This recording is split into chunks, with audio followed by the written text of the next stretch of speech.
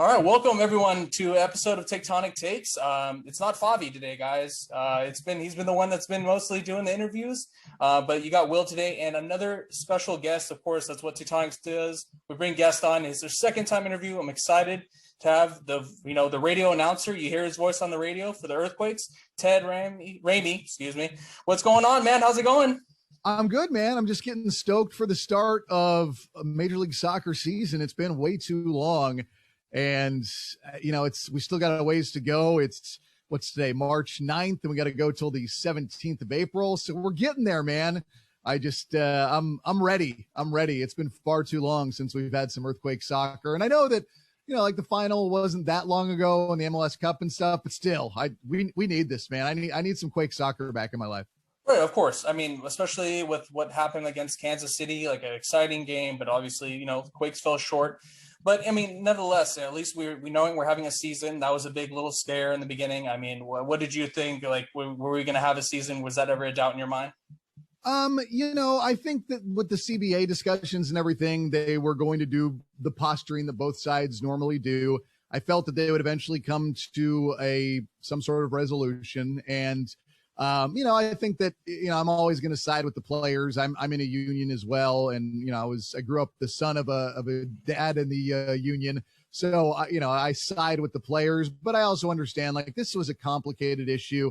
There's never been anything like coronavirus in the modern sports age. I mean, it's totally unprecedented, and the use of the word unprecedented, also unprecedented. But, I was a little worried just because my main concern, and I always go back to this, is that if you look at the growth of the NBA and hockey, one of the reasons the NBA really got bigger than hockey over the last, 30 years is because the NBA has only had one major work stoppage and the NHL has had a few. And I think that was a big reason. I mean, I think NBA probably would end up popular than NHL anyway, but I think that the NHL has definitely been hurt by that. And I don't think baseball has ever recovered from 1994's strike. I think that they're still, baseball is baseball, but it's never had the same place in American culture. And I was worried that, any sort of stoppage with Major League Soccer could potentially damage things, but, they worked it out and we've got our season coming up.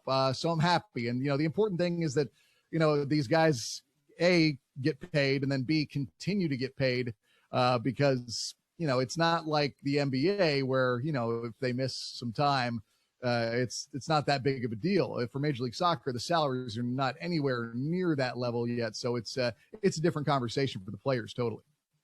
Right. I mean, it was just a big relief. I mean, like you said, if they did get shut down, I mean, it would have been, who knows where the MLS would have ended up afterwards. But, like you said, we won't drag this in too long. We're good. We're having a season. It's coming. It's April. It's about to be here soon enough. But a lot of things happened in the offseason for the Quakes, which, usually doesn't happen, or at least sometimes it doesn't feel like it for us fans. It doesn't feel like Quakes or do anything. But we're just going to go kind of right into it. I'm going to want to ask, what's your favorite acquisition the Quakes made this season, or so far, I should say? I mean, I can classify that a couple different ways. If we go just for potential, then I really do like what we're looking at with Chofis, because he is a playmaker. He's a creator. He can fill into that 10 role better than we would see with Rios, because Rios was kind of a fish out of water filling in for Magnus after Magnus departed, and Magnus was never a true 10 either. So we haven't had this kind of true 10 since MPG back in 2015 and 2016. Oh, yeah. So I'm excited to see what that will bring. And I was kind of thinking like, okay, so my ideal starting lineup would be like Wando up top, and then you would have Chofis in the pocket playing the 10, Fierro on the left, Espinosa on the right, probably Judson and Jackson in the middle, and then you'd have Flo alongside Alanis, and then you'd have Lopez on the left and Abekasis on the right in front of JT Marcinkowski. And I like that starting 11, especially considering you can have Shea Salinas and Andy Rios and Cade Cowell coming off the bench as offensive relief. And you're also going to have, players like Tommy Thompson, Paul Marie. So, yeah, I mean, I like the Showfeast one just because of what the potential is and what I think he's capable of being. I think that's the one I am most excited about. But I could have just as easily said an Eric Remedi, because they'll need that depth in midfield because of international departures for Jackson Ewell that are expected. Abe Cassis, he's got a great amount of potential and experience taking over for Nick Lima. So yeah, I mean, there's a lot of things that I like right now. And then you look at some of the younger dudes that we picked up, one from Reno, one out of the draft, a couple of strikers. So there's potential there as well. So, but Showfeast is the one that really has me most excited right now. Even if people are skeptical of him, I saw somebody posted a meme on Reddit that was just saying, I hope he stunts on everybody. I was like, yeah, me too. Yeah, I mean, I think every Quakes fan wants the best trophies we can possibly have out of them, and just all these guys that Almeida's. I mean, these are pretty much essentially Almeida's guys, right? I mean, you think about it, it's Almeida's team. Almeida's bringing these guys in. It's but it's great on both Almeida's part and Jesse Fornelli to making this happen, right? That seems like they're on the same page. It doesn't seem like there's any issues going on with that. I mean, do you feel like do you think they're going to make more moves, coming, or do you think this is they're plateauing at this point? I don't know. I wouldn't be surprised if they made more moves. I wouldn't be surprised if they didn't make any more moves. So we're just kind of have to wait and see. I mean, again, this is the problem, like I was alluding to, is like in any year past, I would be around the team. I'd be around Jesse more. I mean, when you're on the road with these guys, even if it's just, before a game, just chatting with Jesse, any of these things, you just kind of get a greater feel for the situation. And that's what sucks, is like these guys are all, people that I consider friends, and I'm not allowed to go anywhere near them. I mean, like with Jesse specifically, since he came in 2017, he and I just clicked very, very quickly, and whenever we see each other, it's a big hug and talk, and, we just enjoy each other's company. And, we can, whether it's talking about, sports or music or wine, whatever, we always enjoy hanging out. And I don't get to do that with Jesse, and I don't get to do that with any of the players. And like I did an interview with Matt Bersano the other day, and it was just kind of funny. I was like, yeah, man, I don't think I've talked to you in person since last, I think I might have seen him before the last game on March 7th a year ago before Minnesota. It's just stuff like that. It's weird. And so when you're taken away from that immediate kind of ability to talk to guys, you don't get the same feel. So again, neither would surprise me at this point. I'll put it that way. Yeah, I mean, right. I couldn't disagree with you. I mean, I was surprised they made so many moves, and they answered a lot of needs. I would say, in my opinion, that I feel like they answered some needs. And one of the needs that we're still going to talk about is the right back position. Yes, they got the player. I mean, I was hoping it was going to be Layun. I mean, did you think that they were going to actually pull that off at all? I mean, I was hoping for Layun. These rumors never come out of nowhere, so I'm sure it was being discussed. If not, then, somebody got a good, somebody's agent was trying to bring up some sort of interest, which is always a possibility. It would have intrigued me. He's not the youngest guy in the world anymore, but still with his experience and what he's been capable of doing in his career, you would have loved it. But at the same time, I think this was a guy that Almeida and Abe Casas looked at and said, okay, we can make this work. And I have faith in the guys that Almeida's brought in. I mean, it took a little bit of time for Fierro to develop, but as the year went on last year, he just started looking like a stud and just started being more of a contributor, just was more aggressive. And I think that, Almeida also did more to adapt his game to some of his players' talents. I mean, the Quakes, they suffered that bad stretch last year where they were getting blown out left and right. And, now you can tell who's not watching the Earthquakes because they say, it's all man marking tactics. And it's like, no, down the stretch, they were playing tons of zonal schemes. There was man marking, there was zone, they used it both. But it's, it was always, whenever you heard anybody, it was like, oh, Almeida's man marking. It's like, well, there's a lot more than that, but, people are going to have their takes on it. But it'll be interesting to see how that does work out, because you also have Tommy Thompson, who can play right back, right wing, center midfield. He can do a lot of things. Paul Marie showed some nice flash last year when he came in and subbed. And what was interesting is at times, and I'm curious to see what they do with the substitutions, is they dropped Espinosa back to right back a few times and had I can't remember who they moved up to right wing, but I was thinking that that's something they could do if they wanted. Move Espinosa back to right back later in a game, 70th minute or so, put Cade Cowell on the right wing and see what he can do as well. And that's another thing I like about the Earthquake, because they have so many guys that can fill in at different positions, because you can have Cade left and right and up top. You can have Fierro. He played fullback. He played winger. He played striker. You have a lot of players like that you can just kind of move around and fit in. And that's kind of what Matias Almeida is known for. He likes those versatile players. Right, and it's just because it was a big question, right, for everyone, because Nick Limo's gone, right? I mean, homegrown kid, Nick Limo, national team player, and he's gone. All of a sudden, he's gone to Austin for, I think it was about $500,000. Could be either a little low, a little high. I mean, who else? I mean, who do we know to really judge about getting for a player like that? But still, for us, Earthquakes, most of the fans probably think like, oh, what are we going to do here? And are we really trusting that losing a key piece like that for Almeida's system, is it going to work out? But, like you said, who knows? With them shuffling things around and with man marking system, I mean, who really is to say with these, especially on the wing positions, who knows what Almeida can really, mix around and jiggle things around, right?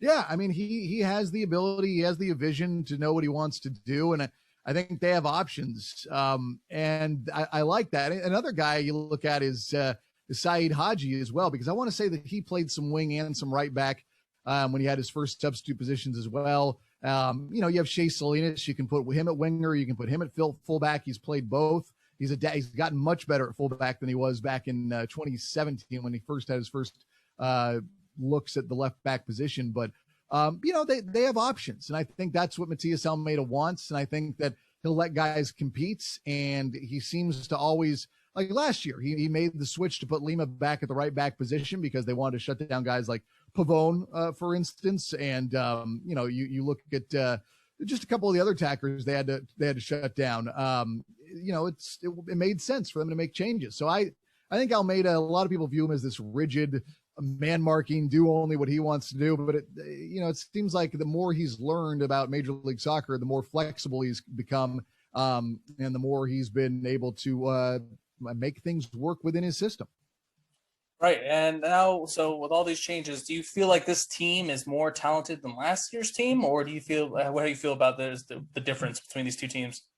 I mean, it's all dependent on health, but I felt like Espinosa was better last year than he was the year before. I feel like Lopez was getting a lot better, at the left back position. So I think that is something that you watch his progression. Jackson Ewell's getting better.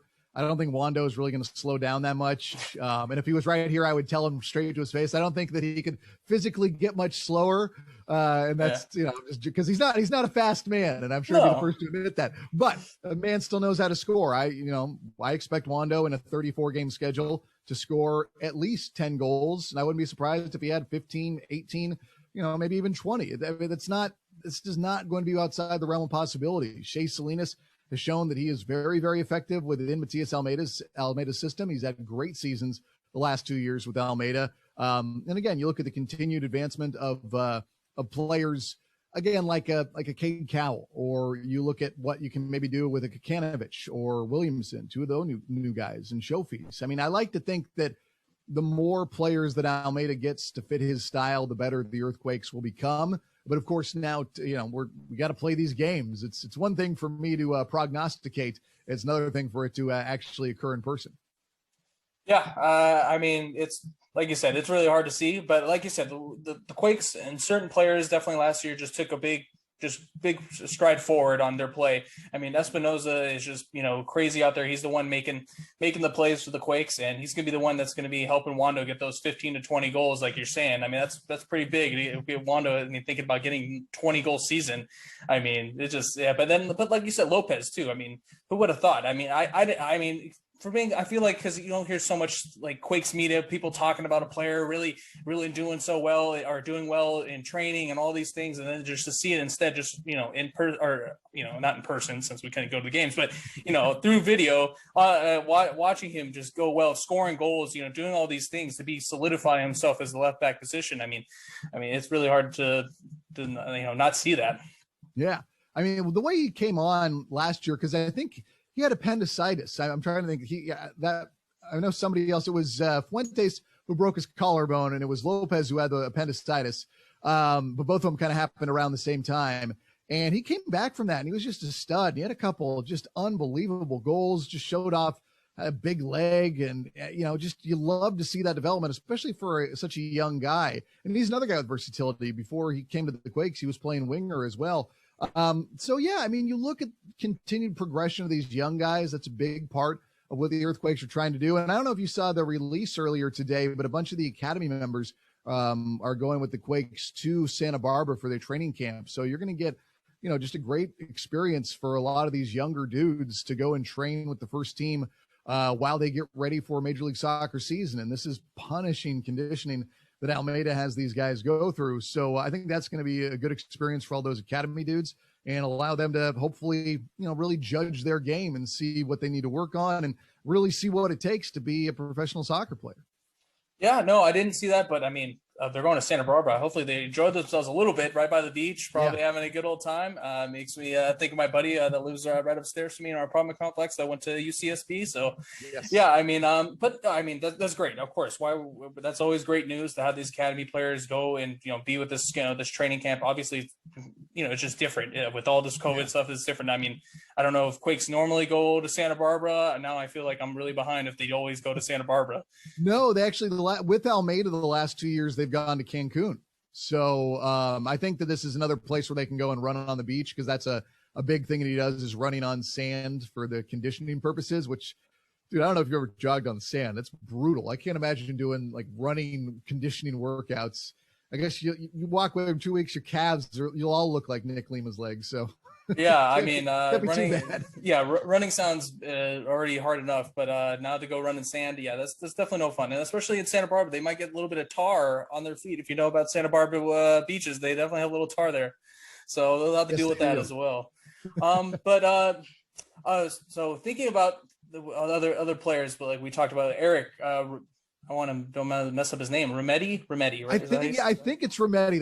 I'm sure if we were more Spanish speakers, we might put more emphasis on the middle syllable, but I don't know. Like whenever I try to always sound it as like how as white as I am, like the best I can do. It's like Remedy. That seems to be. It's not Remedy. It's Remedy. I'm sure that's a very white anglicized version of it. I expected you to have this. You're gonna have to know it this season, because the thing is, like, I would usually like ask and be like, bro, how do I, how do you want me to say your name? Like that's usually a question that I've asked players. I'm like, how do you like? There's been a couple players with the Sharks. Those are always fun. I'm like, okay, you're Russian. You know how Americans say your names. I know it's wrong, and they'll be like, how do you say it? And I'll say, he's like, yeah, it's wrong, but it's fine. Just say it that way, because you get that reaction too sometimes. Yeah, I think when it gets to that point, you just you don't even really care, as long as they don't think it sounds that bad. They're like, all right, whatever. We're just gonna go with it. Because I would like to think that I can always trust other TV broadcasts, but like I've heard people butcher names of San Jose Earthquakes, and I'm just like, that's not even close.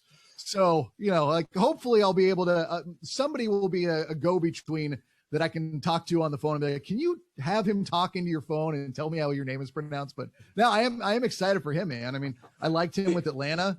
And I think that especially, it'll be interesting to see if they do use this at times to allow Judson to drop more into the 6, and then Remedy plays more of an 8, and maybe Jackson sometimes plays a little bit higher. And because I don't think having all three of those guys out on the field at the same time would be a bad thing at all. And I wouldn't be surprised if we saw that.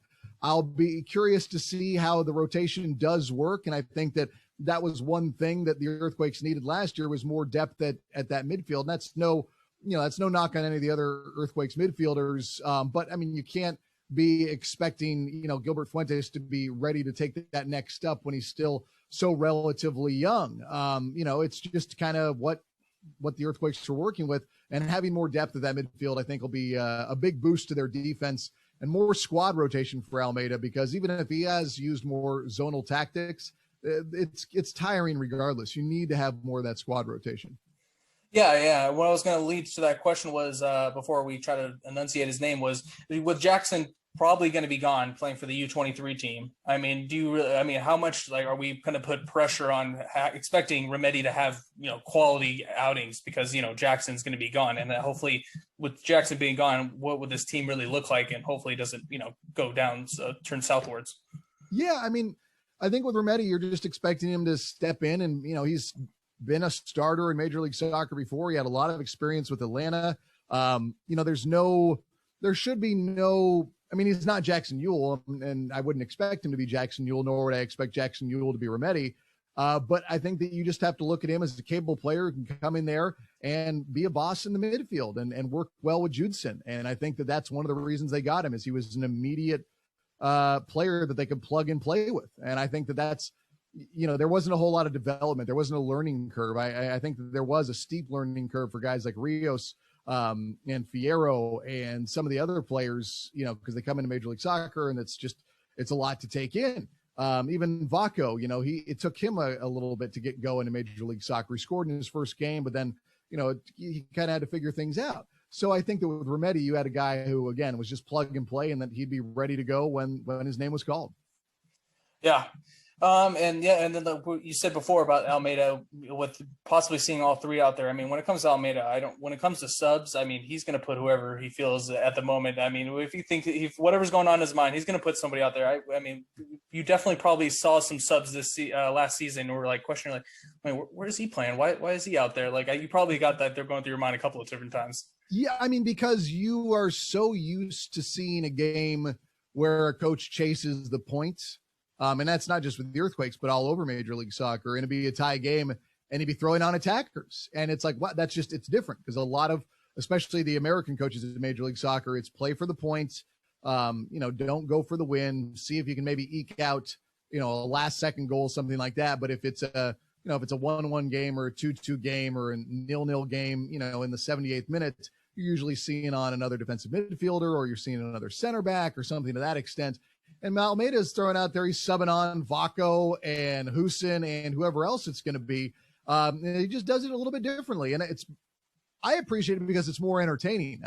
Attacking soccer is the best there is. And when he puts, all the offensive players out there and is not really doing much in terms of defense, he's kind of saying, okay, defense, you've been playing well for 60 minutes. I need you to do it for another 30 and change. And we're going to try and push forward and win this game. And for me, that's, I think the fans enjoy it too. Not that there's anything wrong with playing for a point. I will never say that that's the wrong move. It sounds like you're against the Dominic Kinnear kind of play way of style. No, I love Dom and his coaching. And I understand its place, but at the same time, from a pure selfish perspective as a broadcaster, when you come with that attack, that makes my job more active and engaging and fun, because suddenly when you're throwing those numbers forward, it picks up the tempo. With Dom, that wouldn't happen in a 1-1 game until the 87th minute. And then for the next 7 minutes, then he would throw numbers forward. But with Almeida, he's throwing numbers forward the entire game. And actually last year, I should rectify this by saying he didn't do it as much. It was not as not reckless. 2019, it was just go. And he wasn't really worried about what would happen. He learned, what can happen in Major League Soccer. And he did adjust his tactics a little bit more over the course of 2020 to not throw as many number forward and try and kind of adjust to that. But he was still going with more of an attacking look with his substitutions every single game. And I don't think, like you said, any fan or any, person that wants to see goals is going to hate that. So, of course, we're going to like that. But you mentioned, chasing for points. And so where do you think with, them chasing for points, where they're going to land in standings this season? Or where would you expect them? And where would you, of course, we want them to be first. But let's just say, where do you expect them to be? I think that I'm going with every year under Almeida, they have gotten better. In 2019, it came down to the last day of the year and they missed out. Last year, they qualified before the last game of the season and were the 8th seed. And lost in a thrilling opening round of the playoffs. This year, I am thinking that they could be somewhere, if I have to go realistically versus hopes, I'm looking at, somewhere between 4 and 6. I think there's a chance they could be that high. That's me being optimistic, but I think that the continued progression we see under Almeida will allow for a higher placing. And I think that that's not, entirely out of the question. In terms of points per game, I have no idea. That's a I mean, that might be a little too much. Yeah, that's a little too much to ask. But yeah, seating is good. But I just thought, hey, you're there. Maybe you have a good guess. 100 points. Whatever. But you know what I mean. Maybe have a good guess on what maybe points and see what they were in the seating wise. But yeah, I mean, 4 to 6 is realistic. 4 to 6, yeah. I mean, that seems fair. I mean, because there's good teams in the West, no doubt. Seattle, but Seattle took a hit with their, everybody's favorite going down with the knee injury. Well, in Portland, but they're always there though. Seattle and Portland are always. I feel like they're always in the mix every time. It just doesn't feel like it doesn't sound like a time when you're like, oh yeah, we don't have to worry about Seattle this year. They're not, or we don't got to worry about Portland. It just feels like it hasn't been like that at least for the last, I don't know, probably 10 years. I don't know, maybe. Yeah, I mean, you got to worry about everybody. I mean, that's the thing is there's so much parity in the league, even though for the last couple of years it's been Portland and Columbus and Toronto and Seattle. And I think what's the other? And Atlanta. I know there's another team in there, but there was again, like most things, it's a meme off of Reddit. But it was just talking about how the same teams have been meeting up in the MLS Cup final year after year after year. But I mean, everybody can come at it. LAFC, they're going to be gearing up again. The Galaxy, they've got a new head coach and they've got a new, just kind of an identity now. And it'll be interesting if they can maximize Chicharito and, if they get Pavone back, if they do sign Pavone, he's dealing with the double ankle surgery and he's not going to be ready at the start of the year. If they do end up figuring out something, was it Boca Juniors? I can't remember which club he came from right now. I'm blanking. Yeah. But that was, a discussion is, he just had double ankle surgery. So he won't be ready if he does end up with the Galaxy. So there's question marks everywhere. And then, there's talents everywhere. And so it's hard to figure it out. And every year there's a surprise team and every year there's a disappointing team. So, the Quakes have a relative consistency about them and they've been getting better under Almeida. So, bring it on. Right. And I mean, I think last year, everyone was excited for the Quakes. I mean, I don't think our expectations after what 2019 was to really expect to make playoffs, and especially how the season was going, the playoffs seemed like it was kind of out of the question at first, during at least after the tournament. So to make the playoffs was amazing. It was exciting. As a game, I think the Quakes could have won against Sporting KC. I mean, I don't know if you were, how you felt about like their chances of beating KC, but I mean, they definitely had their chance to win that game. And but now thinking that they're going to be 4 and 6. I mean, do you expect they're just going to make the first round again and be out, or are we expecting at least for this to make a long run? And or you just who knows? We'll see what we see.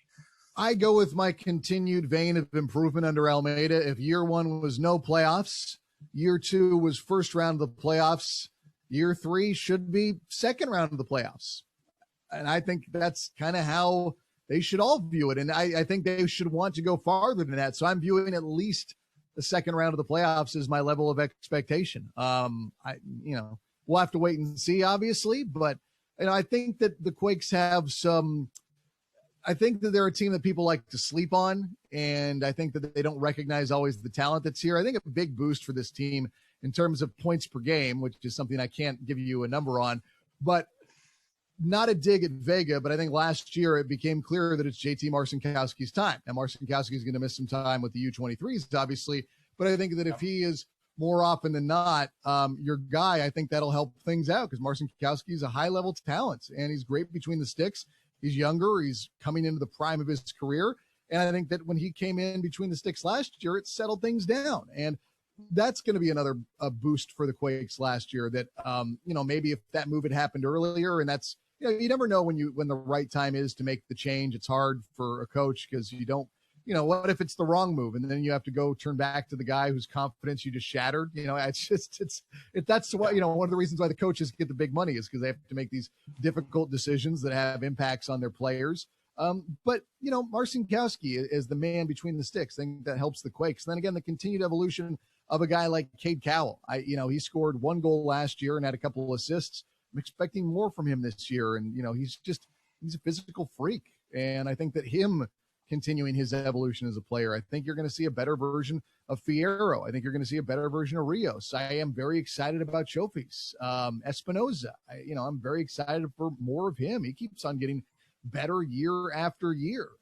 So I know the Quakes aren't full of the flashy big time signings, but I think there's a lot of talent here that's also developing at the right time that's going to allow them to have a better outcome than they did a year ago. Right, and I think with Cade, I think just the last thing he really needed during the season was just to finish in the final third. He would get these chances, those runs, he's out there, he's out in the open, and it just couldn't get finished. He had that chance in Sporting KC too to get that. That was kind of one of those things you're just like kind of smack your head in the forehead. You're just like, come on, man, if he just had it. But it is what it is. But that's what we're hoping to see from his game, right? To finish in that final third. Yeah, man, and he's a freak. I just, and he did, have a couple of times where he didn't finish. But he was 16 and 17 for the last couple of months of the year. When I was 17, what was I doing? Going to Taco Bell with my friends. I was not playing in playoff games. Yeah, you just don't think about that, though. Yeah. You don't think about this guy. He's a kid. He's a teenager, and he's should be almost scoring these goals in MLS. It's just crazy. I always kind of forget about that. You forget about that. That was a great point. It's crazy because also I think about if I was 17 and I also heard rumors out there that FC Barcelona was scouting me, my ego would have just, he doesn't care. He's just going out there and doing his thing. And the sky is the limit with him. I think that there's a reason why people who've watched him play, they're like, how Alphonso Davies had that different look? You kind of get that feeling about him. And I think the sky is the limit for him. I'm not going to be surprised if he is, more and more getting these looks with the national team and having these opportunities to really showcase just how good he can be, because he's such a freaky athlete. He has that burst of speed that's very, very rare. And just you watch him, he's kind of like a power forward. Guys are almost taken back by his physicality. They're surprised by it because you see a 17-year-old kid, and then all of a sudden, 3 steps and a drop of his shoulder, he's going past guys in a long touch. And it's like, holy, where did that come from? So I want more of that this year. Oh yeah, I think we all want that. No one's going to say no. But you were mentioning who players that you're excited for. I got to ask: is there one that you have on your list that you're just like, that's my one guy I'm really excited for to see this season? I guess you would have to say Wando, since we expect it to be his final year. Again. Again. The man doesn't slow down, or he does. He can't get any slower in terms of his sprinting speed, but he just keeps on scoring goals. And last year he only ended up with 7. There's no doubt in my mind he would have had another double-digit goal total if he had a full 34 games. Who came through at the end of the year with the big goals? It was Wando, time and time again. Who scored the goal in the, what was it, the 96th minute against Sporting Kansas City? That was insane. That's the guy just, there you have a feeling that if he wanted to, that if he didn't have a family and all he wanted to do was just continue playing, that he probably could go a little bit longer. And I think that there's a part of him that wants to go out on top. He doesn't want to trickle out with 1 goal in a year. He wants to, score double-digit goals and still remind everybody of why he is the all-time goal king. So, Wando is the guy that I think that you go to first and foremost. But, beyond that, I think that you have a lot of guys on the squad. I think you want to see more from Jackson Ewell, because he's, he seems to get better every single time he's out there on the pitch. JT Marcinkowski, Lopez, Flo. I love the fact that Flo has kind of just been talking a little smack all off season and talking up his own game. And I'm like, yes, I like the trash talking Flo. But yeah, there's a lot of guys on the team, but Wando is first and foremost, just because we expect it'll be his last year with the Quakes. And I don't think he wants to go out quietly. I think he wants to go out, like the Rolling Stones, with a bigger bang.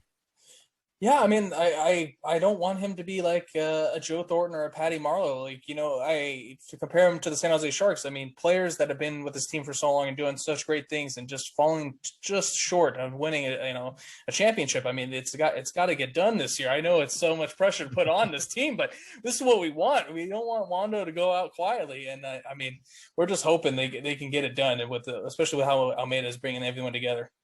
It would be great. I mean, it would be a fitting end to one of the all-time American soccer players. And I think that when his career is done, and we saw more of this over the course of last year, The Athletic had a really cool article where it's just kind of an oral history of Wondolowski with guys just talking about all his antics and, getting drunk at Raiders games and stuff like this. Like, the guy he's such a normal guy. Like, that's like what people don't understand is like he is the most laid back and just chill dude, does not act like a guy who is the all-time goal scorer, does not act like a guy who's played in World Cups, does not act like a guy who's been a league MVP, all-star, goal. I mean, you go down the list of the accolades. Like, he's the last dude that you would ever think just based on his personality. And the fact that he is just makes him that much cooler.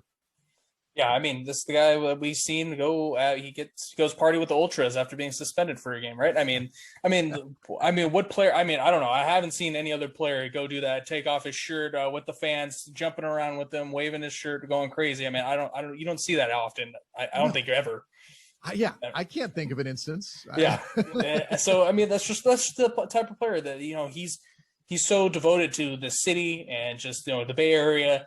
And, I mean, that statement was clear then. So now it's like, you got to bring it all together now. Like, I'm hoping that this can just happen, because I don't want another player like, that goes and plays so hard for San Jose and it just falls short.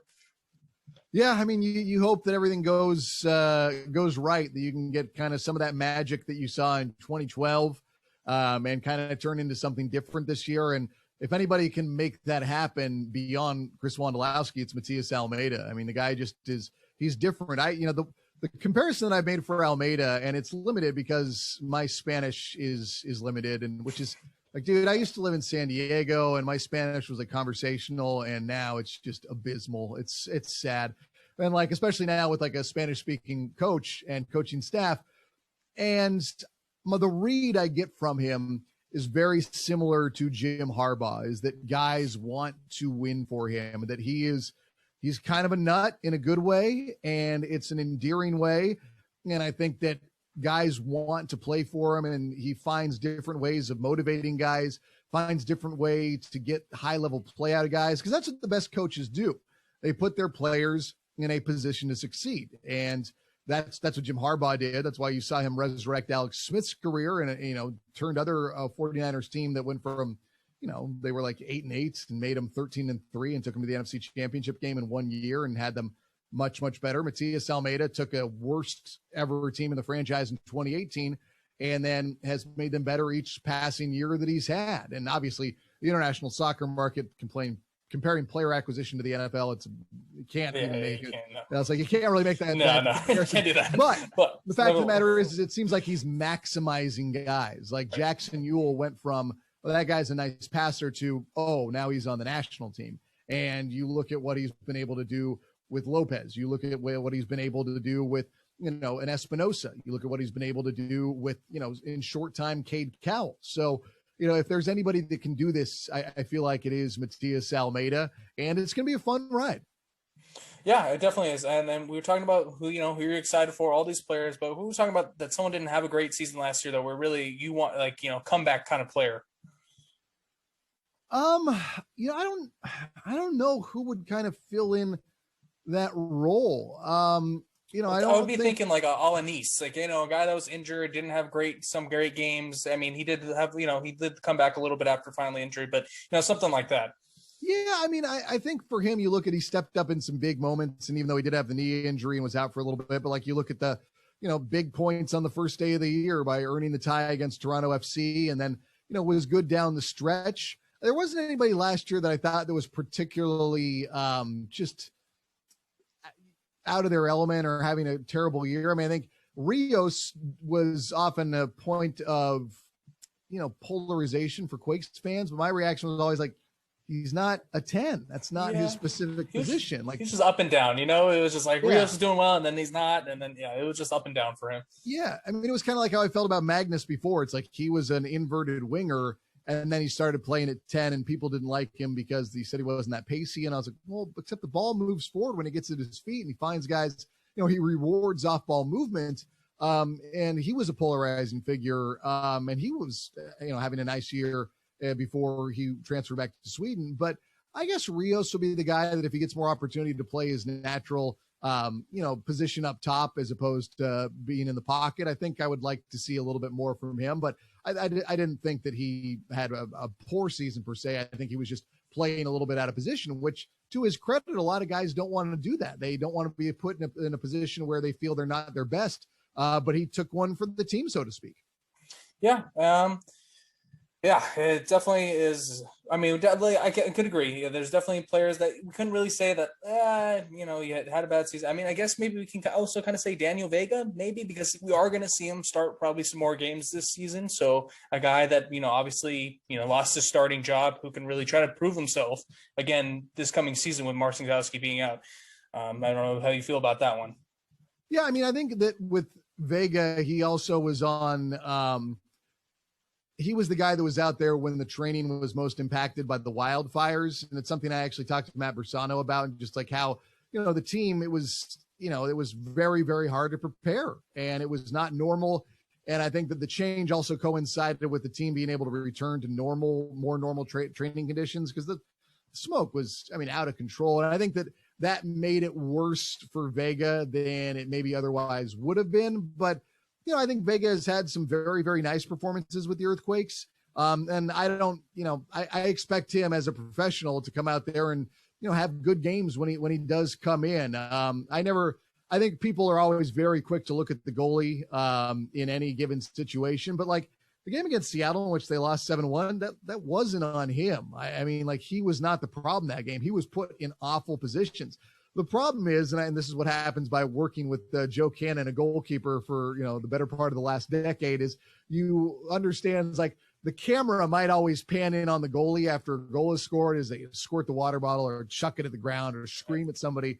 But there's a million breakdowns that happened before somebody got up to the attacking third and scored that goal. It's just the goalie is the last line of defense. Yeah, definitely. Well, as we're getting close to wrap things up, I want to just ask this last question about what do you feel like your Tectonic, as they call it, Tectonic take of the season? Like we're expecting your big thing, like Wando 20 goals or, Quakes winning the whole thing. What do you got? My Tectonic take will be what's a good one? Cade Cowell double-digit goals. Wow. Yeah. Really? You're really feeling it. You just go for it. I'm going for it because why not? I figure I'll go with a bold take. Saying Wando, like even if he did score 20 goals, like I don't think anybody would be that surprised. That's true. That's true. But I think Cade Cowell, if he scored 10 goals, that would get people pretty excited. So yeah, I'll go Cade Cowell double-digit goals. Perfect. I mean, that'll be awesome. That is a great take, And for me, if I'm gonna have a take, I'm more the guy that wants all the glory. I want the cup. I want the Wando raising it up and the confetti and all the fireworks, whatever we can do. We'll take it. Right.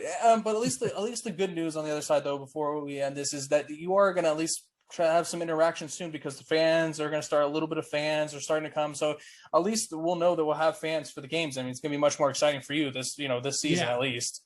Oh, dude, I mean, it's being there without the fans is so weird. Calling games in an empty stadium. I mean, there were the cars there, and that was cool, but it's not the same. I mean, just you have these big moments. Like my favorite day of the year that's not associated with anything, to my family. Like birthdays or anniversaries, things of that nature, is the Classico at Stanford. I mean, there is no better event to go to. You get 50,000 plus packed into a stadium for the 4th of July. Everybody goes nuts, and then like other big games, at Earthquake Stadium, you just get fans rocking loud. There've been so many big moments there and it gets really loud. And as a broadcaster, you feed off of that. And when that's not there, it's very much different, very, very, very much different. So, this will be pretty cool to get everybody back in. And then the promising side, every county is a little bit different, but I did see that if the trend continues for COVID rates by March 31st, then I know the A's think they will be able to have 33% capacity for opening day. Right now, I think they are going to do 20%, but the trend for Alameda County would be 33%, the orange tier, which is, the purple, red, orange, yellow. There's so many different color colors. system. Yeah.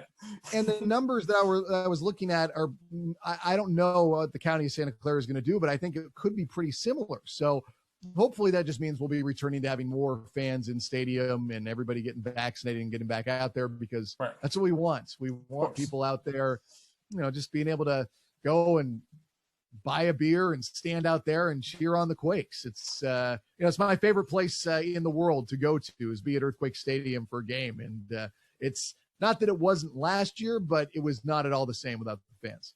Yeah, right. And we're pretty much all wrapped up here, but if you want to let know all our listeners, where they can listen to for, of course, the San Jose Earthquake stuff. And of course, I know any Sharks fans that listen to this podcast, you have a lot of stuff going on in there. You can give a quick little shout out where they can listen to. I know I listen to your Morning Tide podcast on the Sharks app. I don't know if there's anywhere else that you can find it at, but yeah, please let them know where they can, hear you. Yeah, for the Earthquakes, KNBR 1050 is where the soccer hour is right now. That's where our games have been. I have not been talking to the upper parties about the continuation of that contract. I'm assuming it will continue, but these are matters above my head. But the soccer hour right now is on KNBR 1050, and I'm assuming the games will be there again this year. For other stuff that I do, the Sharks, that's on the Sharks Audio Network, which is on their Sharks and SAP app. And also the podcast it's podcast anywhere you get podcasts if you look for Morning Tide. And then also KCBS Radio is where you can hear me do traffic and sports and news, 740 AM, 106.9 FM. And also you can stream it at kcbsradio.com. But yeah, man, I'm stoked for this upcoming season. April 17th. Yes, April 17th. I'll get here soon enough. Definitely. And yeah, guys, you can hear Ted and plenty of things. He just named off like 100 things for you guys to listen to him. It's always a pleasure to have you on the show, and I'm glad at least I get to have a one-on-one. I've been wanting to have this interview because our last one went for 3 hours almost, it felt like, and you just had so much to talk about. It was really exciting to have you on again, so I appreciate it. Yeah, man, anytime you want me to come on, I am always down to talk about my Quakes. I can, as I talked your guys' ears off for 3 hours that one time. I hope that didn't ruin your plans for the night. But yeah, dude, I can go long on the Quakes anytime you want. No, definitely. What plans? We're still in COVID time, so no, that was definitely awesome. But yeah, last thing we gotta say is go Quakes. Go Quakes.